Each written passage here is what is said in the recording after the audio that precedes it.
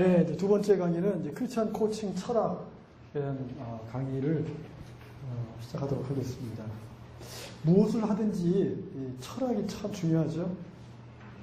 그렇죠? 네. 장사를 하더라도 경영 철학이 있어야 되고요. 네. 교육을 하더라도 교육 철학이 있어야 되고, 무엇을 하든지 간에 이 철학은 참 중요하죠. 이 코칭에 있어서도 중요한 게 철학이에요. 목회하는 데 중요한 건 목회 철학. 그러니까 목회 철학을 가지고 목회하는 사람과 철학 없이 하는 사람. 학생을 가르치면서도 그런 철학이 없는, 분명하지 않은 그런 그 교사들은 학생들에게 좋은 영향력을 줄 수가 없는 거죠. 이게 철학인데 중요합니다.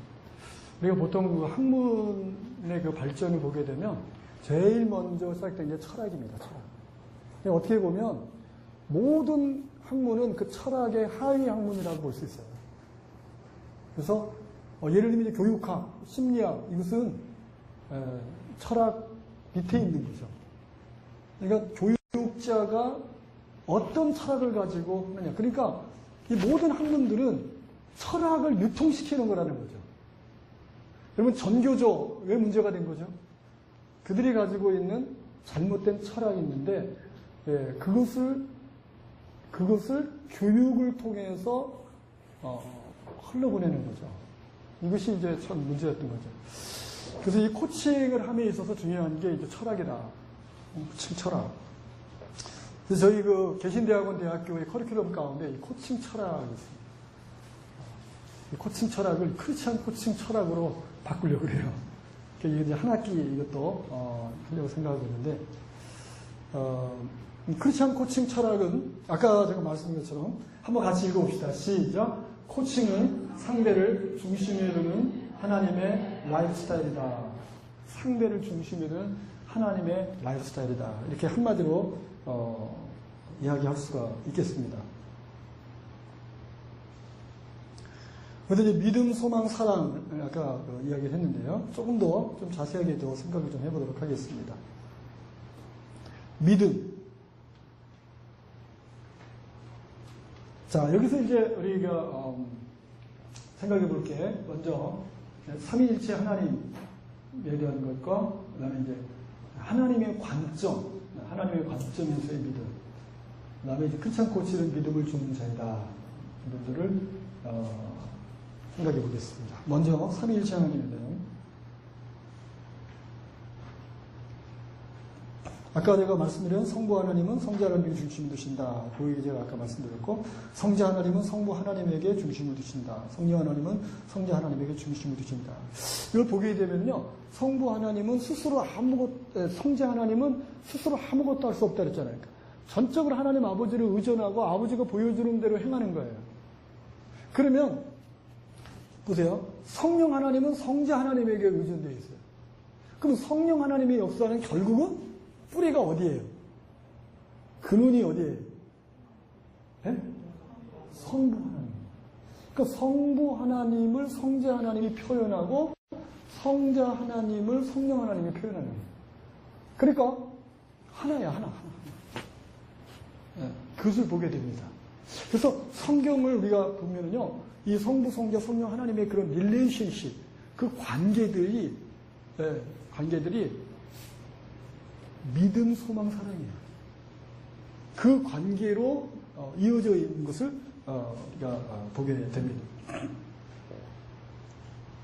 자, 이제 하나님의 관점은요, 우리가 이제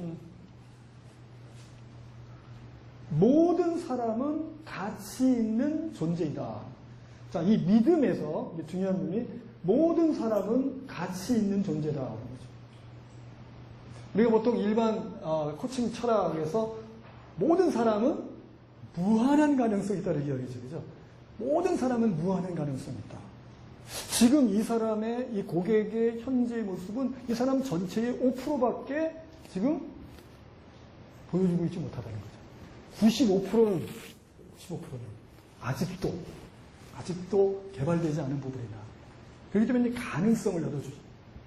믿음으로 이제 코칭을 하게 되는데, 하나님의 관점에서 모든 사람은 예수 믿는 자나 믿지 않는 자나 가치 있는 존재다라고 합니다. 존재 가치. 근데 여기에 이제 중요한 부분이 이거예요. 가치 있는 존재인데 가치 있는 이유는 doing이 아니라 being이다. 우리는 보통 가치를 어디서 찾냐면요. 내가 무엇을 이루었기 때문에, 무엇을 했기 때문에 여기에 가치를 우리가 많이 두거든요. 근데 하나님이 우리를 가치 있다고 말씀하시는 것은 무엇을 했기 때문에가 아니라 나의 존재 자체에 가치를 두신다는 거죠. 그래서 여러분 스바냐 3장 17절에 보면 너희 하나님 여호와가 너희 가운데 계시니 그는 구원을 베푸실 전능자시라. 구원을 베푸실 전능자신데 그가 너로 인하여 그렇죠. 우리가 무엇을 했기 때문이 아니라 너의 존재 자체, 너로 인하여 기쁨을 이기지 못하신다. 우리의 존재 자체를 인하여서 기쁨을 이기지 못하신다. 더 나아가서 즐거이 부르며 기뻐하신다. 우리가 하나님을 기뻐함으로 하나님께 찬양을 드리는 것과 마찬가지로 하나님이 우리를 인하여, 나를 인하여 노래를 부르신다는 거죠. doing이 아니라 being이라는 거예요. being. 그래서 여러분 우리가 코칭에서 존재 인식하게 이 존재 being에 대한 이야기를 참 많이 하잖아요. 소유냐 존재냐. 여러분 이 책 읽어보셨습니까? 소유냐 존재냐. 거기에서 강조하고 있는 게 뭐예요? 존재. 소유가 아니라는 거죠. 소유를 중시하는 이 사회, 이 시대에서 존재라는 거죠. 우리는 존재를 기뻐하는 거예요. 하나님의 사랑은 존재를 기뻐하는 것이다. 이는 내 사랑하는 아들이여 내가 저를 기뻐하노라. 존재를 기뻐한다는 거예요. 보통 아이를 첫 출산했을 때 어때요? 굉장히 기뻤죠. 왜 기뻤죠? 이 아이가 내 말 잘 들었기 때문에? 아니죠. 그 아이의 존재 자체를 해서. 존재. 그래서 우리가 이 가치 있는 그 이유가 doing이 아니라 being이라고 하는 부분입니다. 자, 한번 이 부분을 좀 더 학습을 좀 보도록 하겠습니다.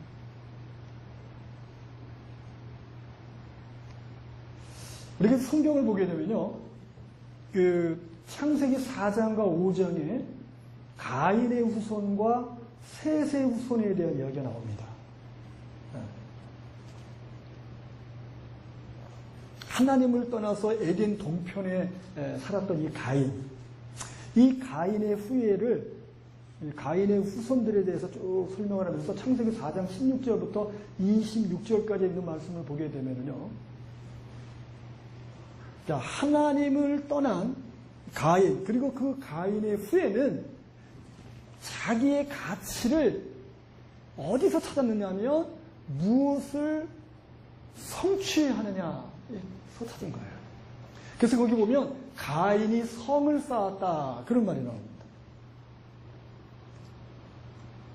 성을 쌓았다는 것은 오늘날로 말하면은 도시를 건설했다 뭐 그렇게 이야기할 수 있는 그런 부분인데요. 그런가 하면 그 다음에 이제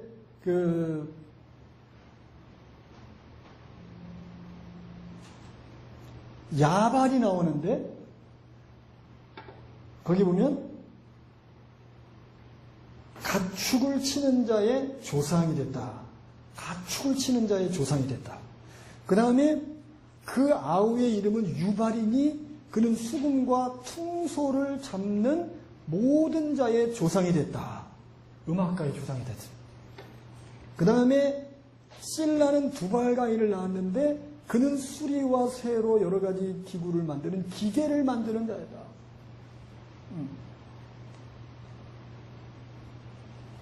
무엇을 성취하는 것에서 자기의 중요성, 자기의 가치를 찾는. 나는 이것을 이뤘으니까. 나는 도시를 건설했으니까. 나는 기계를 내가 만들었으니까. 거기에서 자기의 중요성과 가치를 찾는. 이게 우리가 보게 되는데. 그런데 창세기 5장을 보면은요. 창세기 5장에 보면 거기는 이제 그 이 셋의 후손이 쭉 나오는데 거기는 이런 말씀이 기록되어 있습니다. 아담은 셋을 낳은 후 800년을 지나며 자녀를 낳았으며 그는 930세를 살고 죽었더라. 셋은 105세에 에노스를 낳았고 에노스를 낳은 후 807년을 지내며 자녀를 낳았으며 그는 920세를 살고 죽었더라. 에노스는 90세에 게난을 낳았고 게난을 낳은 후 815년을 지내며 자녀들을 낳았으며 그는 905세를 살고 죽었더라.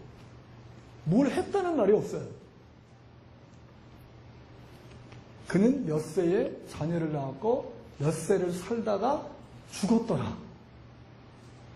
doing이 아니라 being이죠. being.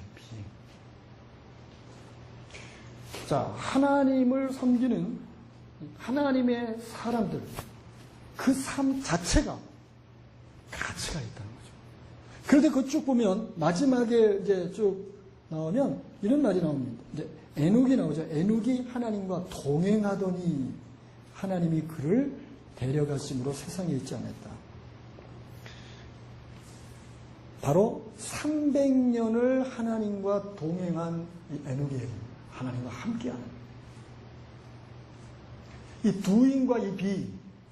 자, 오늘 우리는요, 이 doing, 가치 있는 존재, 우리가 정말 가치가 있다라고 하는 것을 어디서 찾느냐 하면은 바로 doing에서 찾고 있다. 우리는요, 어려서부터, 뭘 잘하면 상을 주는 거예요. 그렇죠? 그러다 보니까 무언가를 성취하는 데 집중을 해요. 성취하는 데. 거기서 가치를 찾는 거예요. 내 가치. 하나님의 관점은 doing이 아니라는 거죠. 우리는 하나님을 잘 섬기고 하나님 말씀대로 순종하고 살면 하나님이 내게 이런 복을 주고 내게 갚아준다라고 이런 생각들이 굉장히 많이 있어요. 그렇죠? 그게 율법주의 영성입니다. 그래서 율법주의 영성에서 강조하는 건 doing이에요. 이렇게 해라. 하라. 하지 말라. 그런데 하나님이 가치를 두는 것은 존재 자체라는 거죠. 존재를 기뻐하는 것. 여러분, 나의 그 존재 자체를 기뻐하는 것. 그것이 하나님의 사랑의 본질입니다.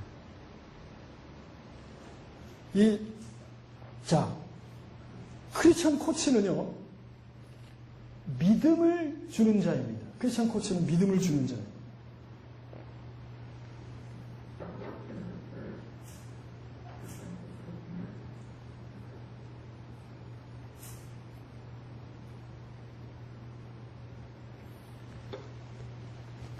자, 그럼 뭘 믿느냐? 크리스천 코치는요, 고객이 독특하고 가치 있는 존재임을 믿는다. 그러니까 두 가지인데, 하나는 뭐냐면, 모든 사람들은 독특하다는 것입니다. 하나님이 독특하게 지으셨다는 것입니다. 이 독특하다는 것은 타인과 구별되는 재능이 있다는 것입니다. 이 세상에 있는 모든 사람들은 한 가지 이상 잘할 수 있는 것을 하나님이 다 주셨다고 하는 것입니다. 그것을 발견하고 찾도록 도와주는 것 굉장히 중요하죠. 믿음으로부터 믿음. 독특하다는 것은 타인과 구별되는 재능이 있다는 거죠. 가치가 있다는 것은요, 두 가지인데 하나님의 형상으로 지음을 받았다는 거죠. 모든 사람들은 하나님의 형상으로 지음을 받았다. 그래서 하나님과 소통할 수 있는 존재로 하나님께서 지으셨다. 더 나아가서 그리스도께서 십자가상에서 죽으신 것은 바로 우리를 위해서. 그러니까 하나님의 형상으로 지음받았고 그리스도께서 대신하여 죽으셨기 때문에 모든 사람들은 정말 가치 있는 존재라고 하는 거죠. 가치 있는 존재. 그래서 이제 크리스천 코치는 이 믿음의 코칭 철학을 통해서 고객이 얼마나 가치 있는 존재임을 스스로 인식할 수 있도록 하는 게 중요합니다. 제가 이제 코칭을 배우면서 정말 코칭이란 존재 가치를 인식하도록 도와주는 정말 최고의 기술이다. 내가 얼마나 가치 있는 존재인가.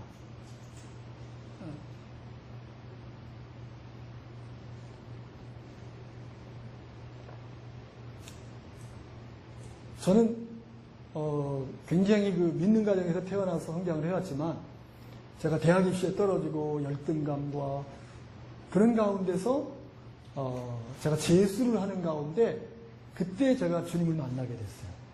예수님을 제 개인의 구주와 주님으로 영접하게 됐고 그때 저에게는 예수님을 영접을 하고 영접하는 자, 그 길을 믿는 자들에게는 하나님의 자녀가 되는 거죠. 내가 하나님의 자녀, 온 우주 만물을 창조하신 그분이 나의 아버지라고 하는 이 사실. 내 자존감을 굉장히 높여주는, 그래서 저는 구원은 자존감을 높여주는 하나님의 특별한 사건이다. 제가 이제 교회 밖에서 이제 강의할 수 있는 그런 기회들이 많이 있는데, 3주 전에는 인천의 남구청에서 강의를 했어요. 2주간 동안. 근데 그 강의를 하면서 제가 꼭 질문하는 게 있어요. 여러분 가운데 예수 믿는 사람 있냐고 물어봐요. 그러면서 제가 간단하게 제 간증을 해요. 신앙이 나에게는 어떤 의미가 있느냐. 내가 하나님이 나에게 어떤 의미가 있느냐. 하나님은 나의 존재 가치를 알게 해주십니다. 내가 얼마나 가치 있는 존재인가. 우리는 코칭을 통해서요, 내가 얼마나 가치 있는 존재인지 인식할 수 있도록 해준다는 것은 좀 대단히 좀 중요하다고 봅니다. 뭘 잘했기 때문이 아니라 내 존재 자체가 가치가 있다는 거예요. 제가 몇 달이 아니라 작년이군요. 올 1월이군요. 올 1월에 인천시 고등학교에서 고가 점수가 낮은 선생님들 이틀 동안 코칭 교육을 한 적이 있었어요. 근데 이분들이 아주 험악한 얼굴을 하고 우리가 왜 여기 와서 이 교육을 받아야 되냐 막 굉장히 아주 그 못마땅한 표정을 가지고 앉으셨는데, 그분들의 공통점이 뭐냐면 전부 고등학교의 학생 부장 출신이라는 거예요. 그러니까 그분들이 이런 얘기를 하는 거예요. 학생 부장은 학생들에게 있어서 호랑이 같은 존재잖아요. 학생들이 자기들을 좋게 평가했겠냐는 거죠. 동료 교사들은 동료 교사니까 점수를 잘 줬을 거고 학생들의 문제인데, 그래서 자기들이 학생 부장을 한 죄 때문에 여기 왔다. 굉장히 못마땅해. 근데 이틀 동안 제가 코칭에 대해서 코칭을 하면서 가치 있는, 내가 얼마나 가치 있는 존재인가를 그들이 인식을 하면서 달라지기 시작합니다. 여러분 지금까지 이렇게 살아오면서요, 내가 얼마나 가치 있는 존재인지를 알게 해준 사람이 있었나요?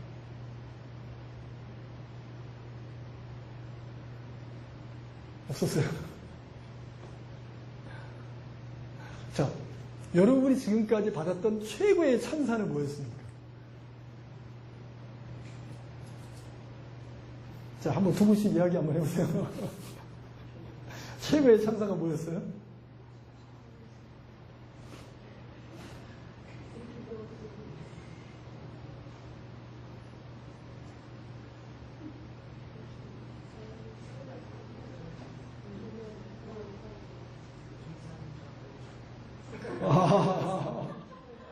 전사님처럼 되고 싶다. 네. 또 어떤 게 있었나요? 예? 와, 예수님을 보는 듯합니다. 네. 또요?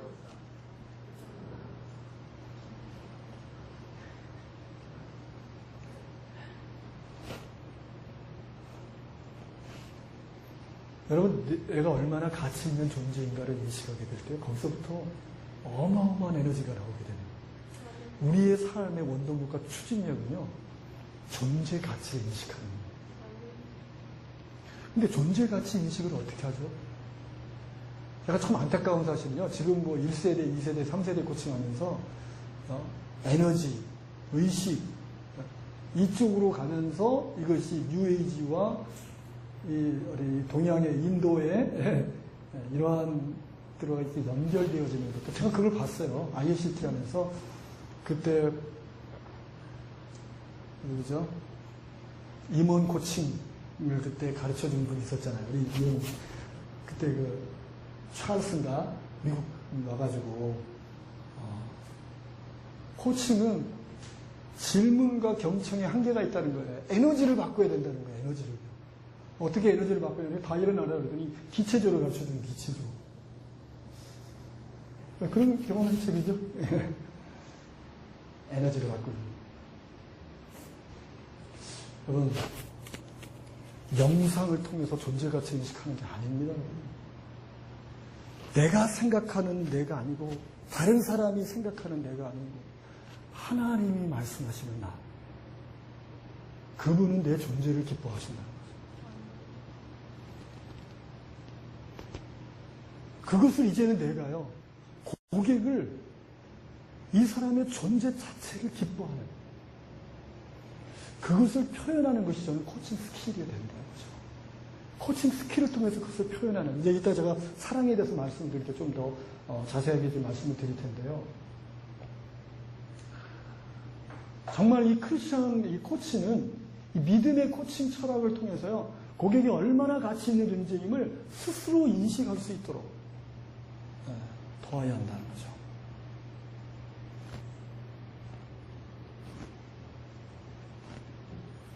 아이가 처음에 태어났을 때 그 아이의 그 존재 때문에 인해서 기뻐하고 막 감격해 했었는데 2년, 5년, 10년 지나면서 이게 바뀌어요. 이게 비잉에서 두잉으로 바뀌어요. 이 아이가 공부 잘하면, 이 아이가 부모 말을 잘 들으면 우리는 다시 원점으로 돌아가야 되죠. 그러니까 존재를 기뻐하는 말을 하는 것. 그 15가지 코칭 기술 가운데 있잖아요. 그죠? 그 중에 뭐예요? 15가지 코칭 기술 가운데 존재를 기뻐하는 거 뭐예요?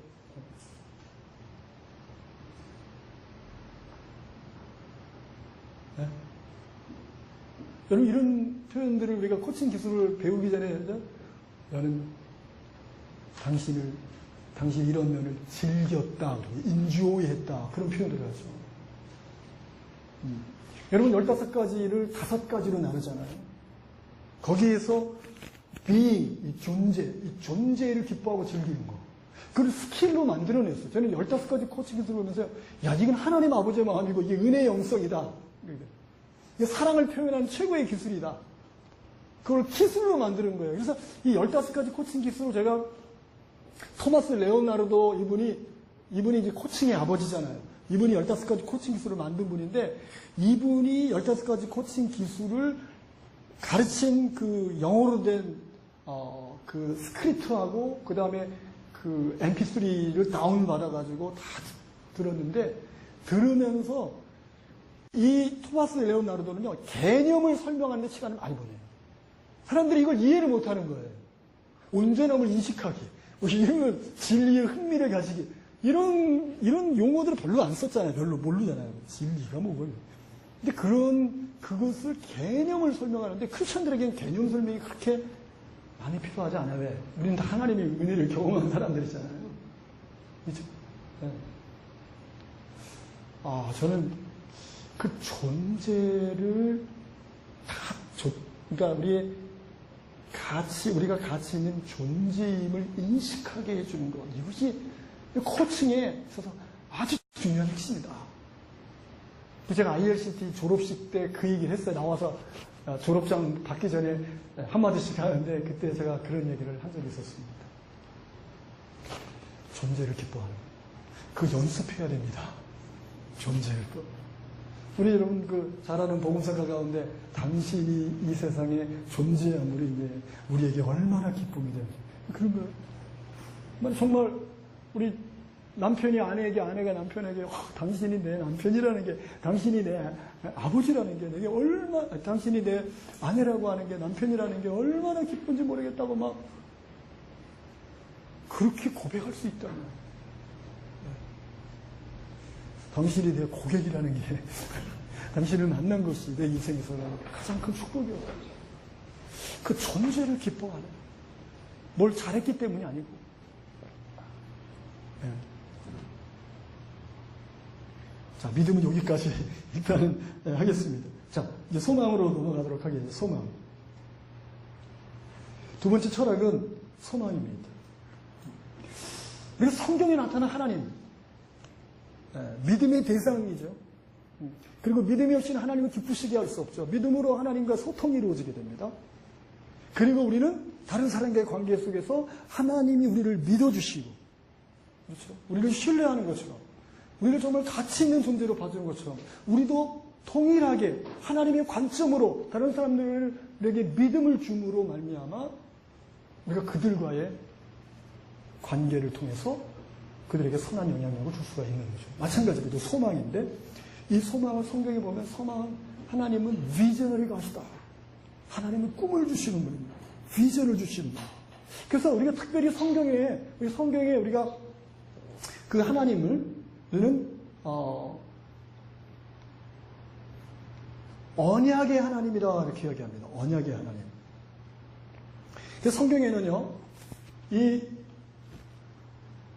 하나님의 그 언약이 이제 세 가지가 나오죠. 그래서 아브라함과의 언약, 또 모세와의 언약, 그리고 다윗과의 그런 언약. 이제 여기 창세기 12장에 이제 아브라함과의 언약이라. 하나님이 아브라함에게 나타나셨어요. 그래서 아브라함에게 너는 본토 친척 아비 집을 떠나 내가 지시하는 땅으로 가라.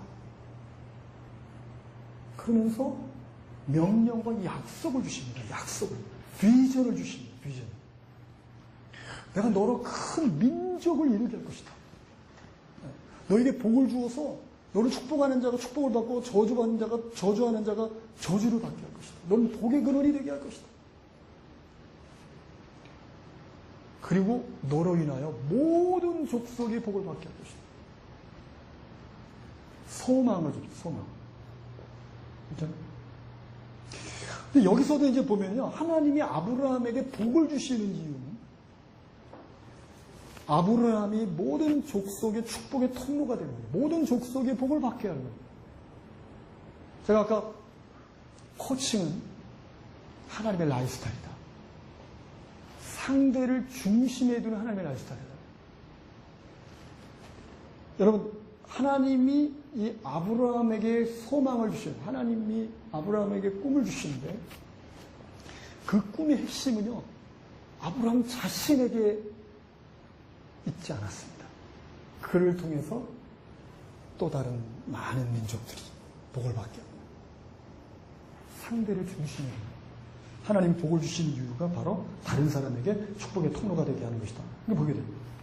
모세와의 그런 언약, 출애굽기 19장 5절부터 6절에 보게 되면 거기 하나님께서 그 하나님의 능력으로 애굽에서 종살이 이스라엘 백성들을 가나안 땅으로 이제 이끌어내시는데, 출애굽하고 광야에 출애굽을 이제 하고 광야에 있을 때 하나님이 모세를 산에서 부르십니다.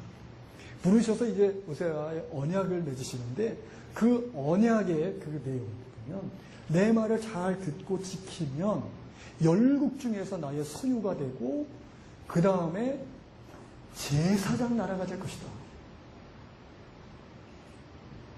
하나님이 비전을 주시는 거예요. 그것은 뭐냐면 이스라엘 민족 자체 모두가 다 제사장인 나라. 300만이면 300만이 다 제사장이 되는 거예요. 이게 하나님의 꿈이에요. 하나님의 비전이에요. 그 비전을 주시는 거예요. 하나님의 꿈과 하나님의 그 비전을 모세에게 주시는 거예요. 그리고 이것을 이스라엘 모든 백성들에게 다 알게 하라, 다 말하라는 겁니다.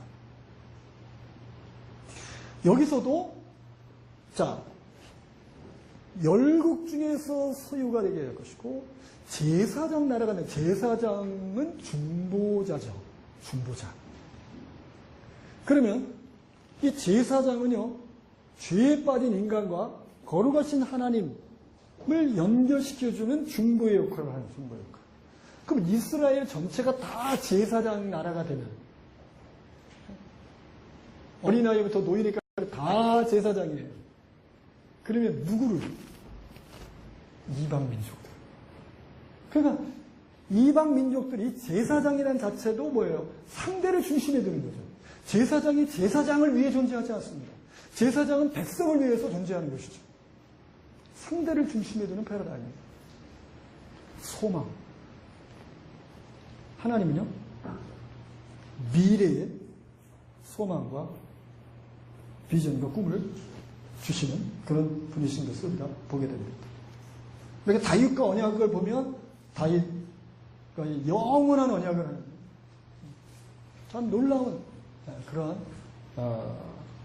비전을 하나님께서 허락해 주시는 것을 우리가 보게 됩니다. 그래서 하나님은 소망을 주시는 분이시다. 하나님은 우리가 소망을 주시는 분.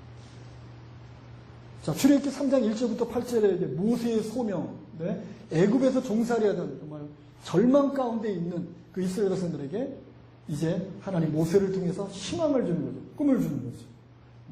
출애굽이라고 하는 그 속박에서부터 벗어나는 그런 것에 대한 꿈을 주시는 것 보입니다. 그 다음에 바벨론 포로로 끌려갔던 예레미야에게 16장 15절에 보면 이제 그들이 포로에서 이제 귀환하게 되는 거예요. 그래서 정말 놀라운 일이 일어나죠. 고레스 왕이 조서를 보내가지고 정말 이제는 이스라엘 예루살렘으로 돌아가라. 놀랄 만한 일들이 일어나게 되는 걸 보게 되죠. 또한 이 성경에는 이런 이야기들이 굉장히 많이 나옵니다. 예수님은 제자들에게 소망을 주셨지. 너희는 마음에 근심하지 마라. 하나님 믿으니 또 나를 믿어라. 그러면서 내가 하고 지키려고 하는데 너희를 위하여 처소를 예비하러 간다. 내가 다시 올 것이다. 이렇게 제레미야에 대한 소망을 가지고 있지 않습니까? 그러니까 참 우리 인간이라는 그 존재 자체가요, 꿈이 없으면, 희망이 없으면 우리는 죽음을 향해서 달려가는 거예요. 자살하는 사람들이 뭐예요? 나 혼자라는 거죠. 꿈과 희망을 잃어버린 사람이에요. 더 이상 이 세상을 살아갈 그런 희망을 하나도 갖고 있지 못했을 때 죽음으로 달려가는 거죠. 살아있다는 것은 뭡니까? 우리의 삶이라는 건 뭐죠? 그러니까 우리의 삶의 원동력이 소망입니다. 꿈이 있는 사람. 지금은 어렵고 힘들어도 희망이 있고 소망이 있고 꿈이 있는 사람입니다. 자, 우리 코치는 소망을 주는 자라는 것이죠. 그런데 우리가 지금 보통 일반 코칭은요, 내가 원하는 것을 이루게 하는데 초점이 맞추죠. 특별히 여러분 그 매슬로우의 그 욕구 이론 가운데 자아실현의 욕구, 최고의 욕구다. 자아실현의 욕구. 근데 우리 크리스천 코칭은 자아실현의 그 욕구가 하나님의 비전 아래서 하나님의 꿈, 나를 향한 하나님의 꿈이 뭐냐? 하나님의 비전이 뭐냐? 하나님이 나를 왜 이 땅에 태어나게 하셨는가? 우리는 우연히 던져진 존재가 아니다. 하나님의 섭리 가운데서 하나님이 이 땅에 태어나게 하셨다. 저는 참 TLC 이 과정, 특별히 1단계, 2단계 라이프 포커스 과정이 있어요. 그 라이프 포커싱 과정을 통해서 하나님이 나를 왜 이 땅에 태어나게 하셨는지를 제가 그때 아주 명확하게 알게 됩니다. 그래서 우리 크리스천 코칭에서 이 특별히 두 번째 라이프 포커싱 이 과정은 굉장히 중요한 거고요. 여기 보면 과거에 태어난 때부터 지금까지의 그런 모든 삶을 8가지 영역으로 파편을 모아가는데, 그런데 첫 번째가 참 중요한 게 내가 결정하지 않았던 환경, 내가 태어난 장소, 결코 우연이 아니었던 거죠. 내가 만났던 거, 내가 경험했던 거. 근데 참 보니까 내가 결정하지 않았던 게 있죠. 자, 내가 태어난 장소, 내가 결정한 게 아니잖아요. 나라, 내가 결정한 게 아니잖아요. 내가 태어날 때 그때 시대적인 상황, 내가 결정한 게 아니잖아요. 우리 엄마, 아빠, 부모님들, 내가 결정한 게 아니에요. 우리의 가정 환경, 우리 형제, 내가 결정한 게 아니에요.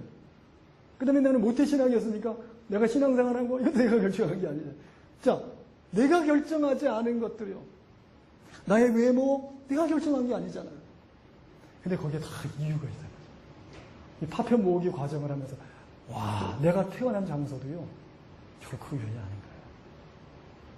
내가 태어난 장소가요, 교회 뒷집이에요, 교회 뒷집. 제가 지금 교회를 건강하게 하는 그런 사역을 하고 있잖아요. 그리고 제가 다녔던 그 교회는 인천의 고린도 교회라고 아주 유명한 교회예요. 뭐 입신하고 뭐 가지가지 성령의 은사와 능력을 경험한 교회인데 가장 싸움이 많은 교회. 네. 그런 정말 성경 얘기지 않은 교회. 그때 저는 그 교회에서 신앙생활을 하면서 고등학교 막 목사님 목살 잡고 막 끌어내리고 막 이런 모습을 보면서 진짜 교회가 뭐냐? 진짜 교회를 막 찾기 시작했거든요. 제가 그 일을 하고 있어요, 지금. 결코 우연이 아니에요. 내가 고난당했던 거, 내가 힘들었던 거, 모든 것들이 결코 우연이 아니에요. 와, 그것이요, 내 은사를 개발했고요, 내 능력을 만들었고요. 하나님이 나를 빚으셨다고 하는 사실.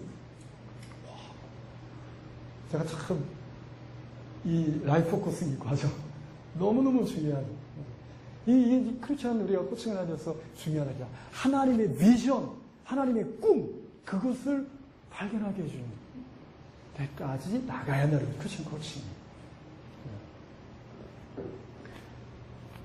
그것을 발견할 때 정말 흥분하게 됩니다.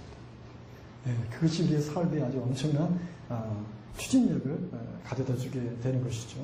네.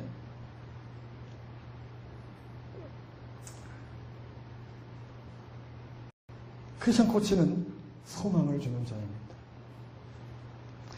모든 사람들은요, 가정이라는 환경 속에서 가정의 어머니와 아버지, 그렇죠? 어머니와 아버지 그런 사랑과 돌봄으로 우리의 가치관이 형성되고 우리가 성장하도록 그렇게 하나님이 계획하셨어요. 근데 그 이유가 제가 심리학적으로 정신분석학적으로 그 이유를 발견하고 참 내가 너무 놀랐는데요.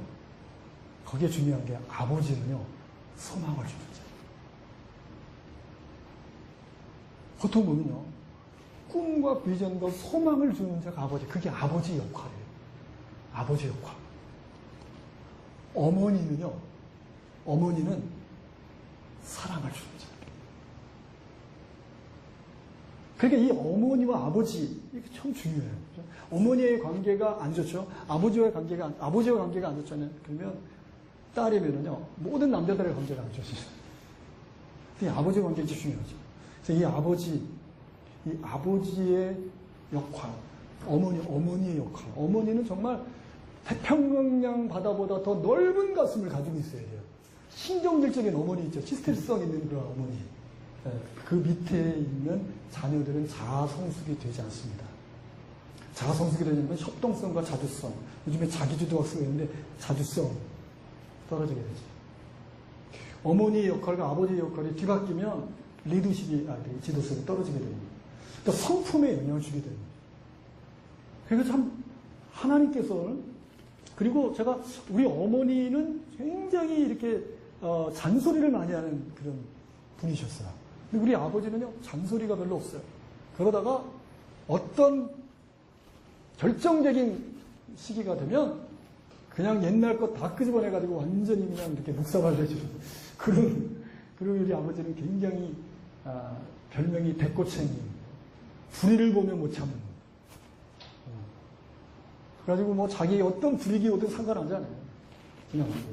근데 제가 이제 제가 다녔던 그런 교회들은요, 이 목사님의 비리, 재정적, 돈과 관련, 또 아버님이 재정을 담당하셨거든요. 그런데 교회 돈 가지고 막 선심 쓰고 막, 이런 것들을 보게 되니까, 그걸 못 찾는데 우리 아버님이 함께 됐어요. 근데 다 이유가 있더라고요. 그런 아버지와 그런 어머니를 통해서 하나님이 나를 빚어가시는 거예요. 하나님이 나를 향한 목적을 이루시기 위해서 하나님께서 허락하신 환경이었다. 그럴 때요, 와, 감사한 거예요. 모든 게 고난이 감사로 바뀌어지더라고요. 그래서 이 하나님의 비전과 이 꿈을 찾게 해주는 이 크리스천 코칭은 굉장히 중요하다고 생각합니다. 자, 소망을 준다는 것은요, 고객이 가능성이 있고 소명 있는 존재임을 보게 하는 것입니다. 자, 소망을 준다는 것은요, 그 고객이, 우리 아까 믿음은 뭐였죠? 뭘 믿어주는 거라고 그랬죠? 존재 가치, 그렇죠? 가치 있는 존재임을, 그렇죠? 독특하고 가치 있는 존재임을 믿는다고 그랬죠. 소망은 고객이 가능성이 있다는 거죠. 내게 능력 주신 자라서 내가 모든 것을 할 수 있느냐. 왜? 그리스도가 내 안에 사시기 때문에.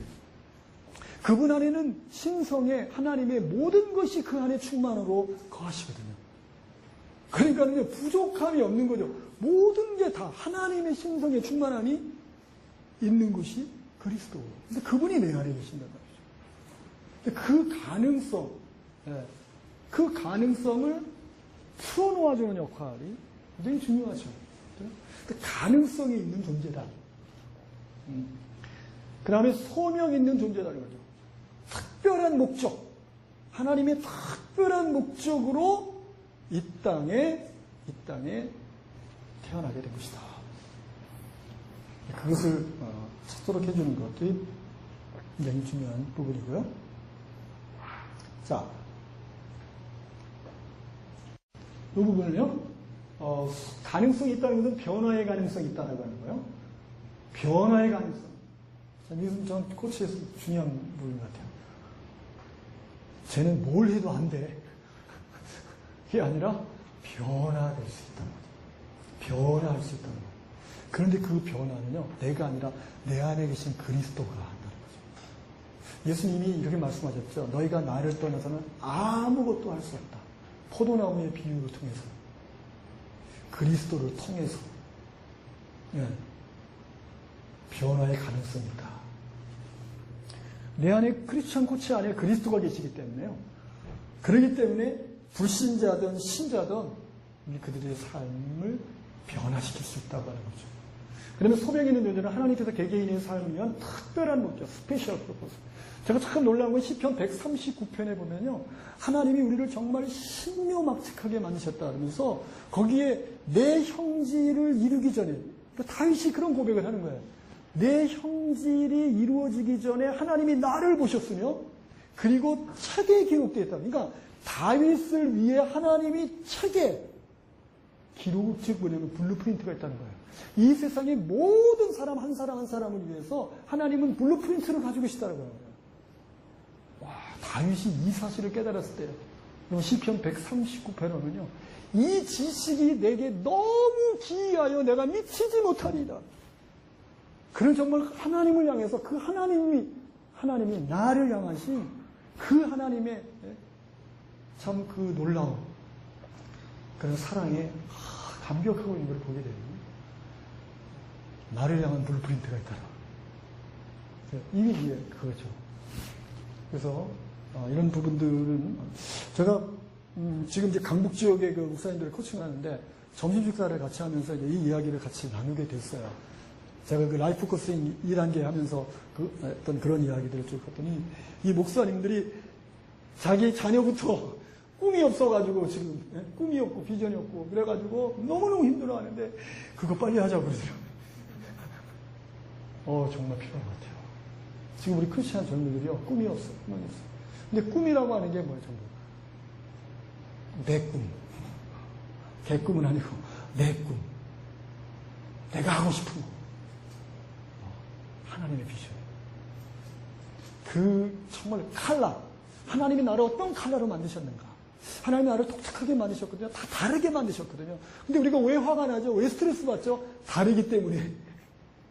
다른 것은 아름다운 것이거든요. 여러분이 아무리 좋은 그림도요, 이 검은색으로 그림을 그린 거하고요, 컬러풀하게 그린 거하고는 차이가 있죠. 하나님은 컬러풀하게 만들었거든요. 내게 없는 컬러를 다른 사람에게 있게 하셔가지고 서로 사랑을 통해서 서로 보완할 수 있도록 하나님 그렇게 만드셨는데 우리는 나처럼 하지 않는다고, 나처럼 되지 않는다고 우리가 스트레스 받을 때가 참 많이 있잖아요. 코칭을 통해서 그것을 알게 하는 거, 깨닫게 하는 거. 굉장히 중요한 부분이죠. 그래서 이제 크리스천 코치는 이 미래의 이런 가능성을 열어주면서 이렇게 갈 수 있다. 자, 그 다음에 이제 세 번째 철학은 사랑입니다. 자, 이 믿음도 그렇고 소망도 그렇고 전부 상대를 중심에 두는 패러다임인 거예요. 상대를 중심에 두지 않는 사람은 믿어줄 수 없습니다. 그렇죠. 소망을 줄 수가 없어요. 자기 중심인데 어떻게.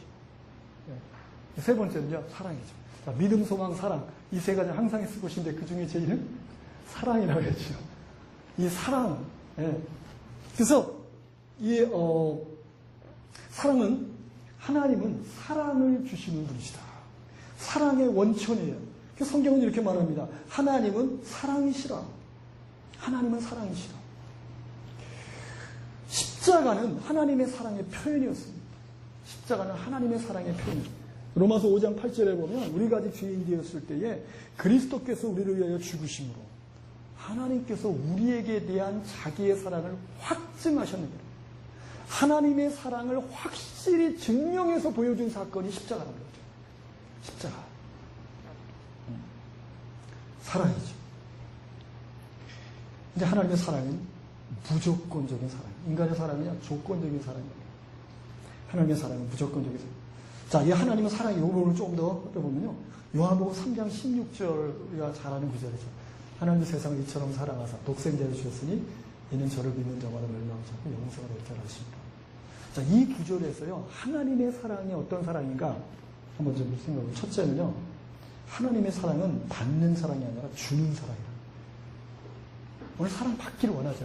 사랑을 주는 자. 코치는 사랑을 주는 자예요. 사랑을 주는 자.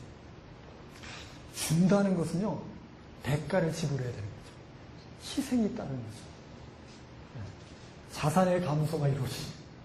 내가 어떤 것을 준다는 얘기는 내가 손해봐야 되는 거죠. 그렇죠? 하나님의 사랑은 손해보는 사랑이에요. 사랑. 이거는 상대를 중심에 두지 않으면 할 수가 없는 거죠. 그리고 주는데 뭘 주느냐? 독생자를 하나밖에 없는 아들. 가장 가치 있는 것, 쓰고 남은 것이 아니고 가장 가치 있는 것을 주셨다. 그래서 이 사랑이라는 것은 뭐냐면 가치를 주는 것입니다. 가치를 보여주는 거죠. 가치를 보여주는 거예요. 그리고 부모들이 자녀들에게 가치를 보여줄 수 있는 기회가 있습니다. 그것은 아이들이 엄청난 실수를 했을 때, 엄청난 잘못을 했을 때, 그때 가치를 보여줄 수 있는 기회거든요. 자, 예를 들어서요, 우리 지금 조상 대대로 내려오는 가보가 하나 있다. 고려자기가 있다. 그런데 아이가 친구를 데려와서 공놀이를 하다가 그 고려자기를 깨뜨렸어요. 자, 여러분이 말 그런 일을 당하면 어떻게 하시겠습니까?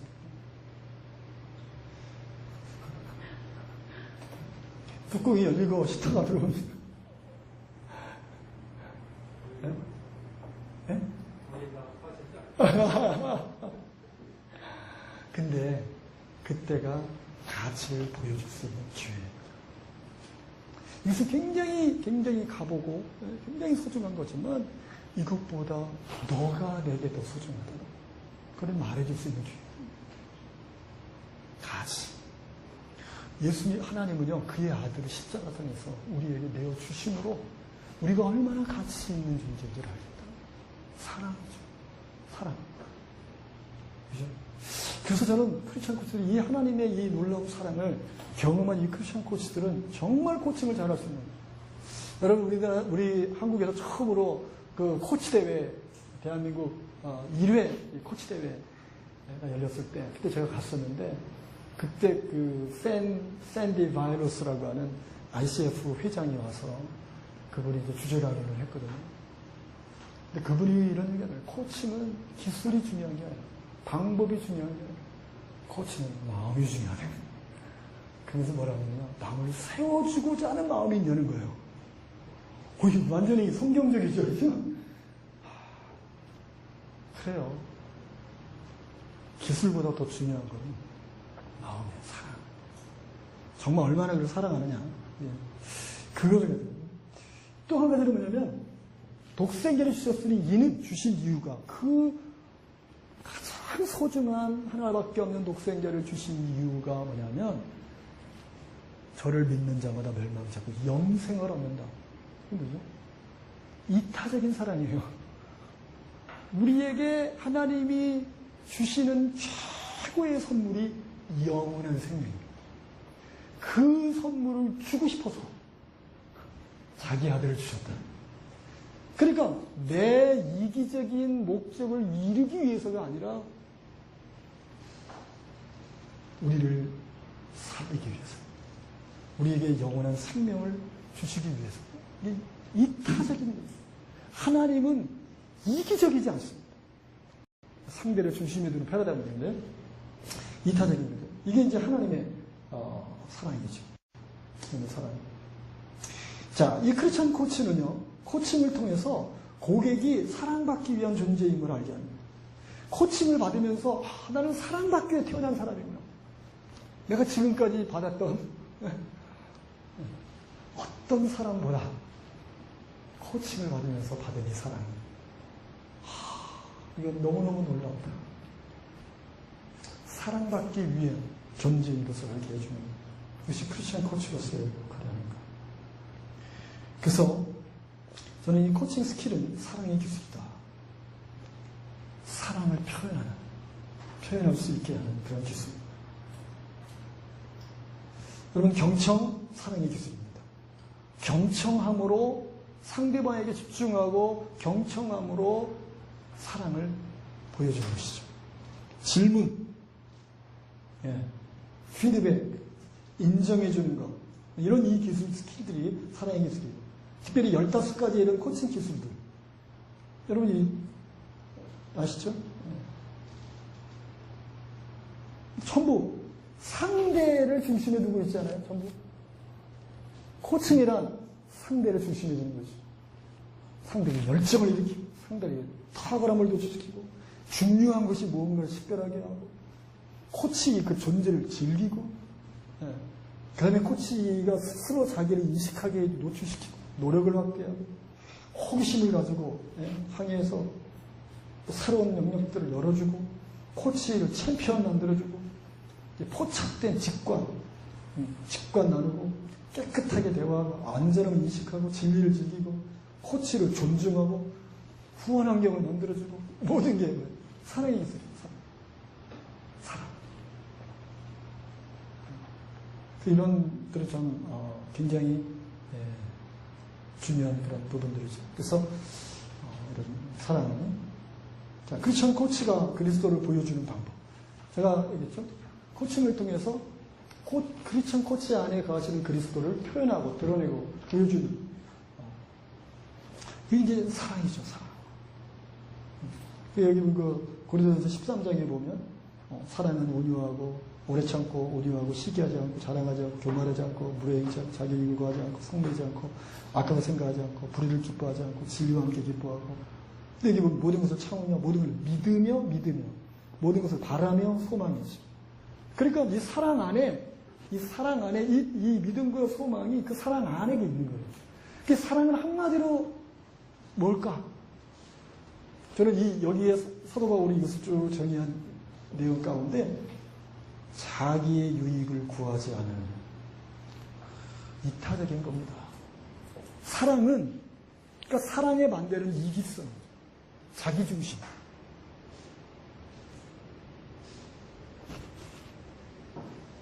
코칭은 사랑이에요. 상대를 중심으로 두는. 그래서 여러분, 우리가 코칭 기술을 배울 때 보세요.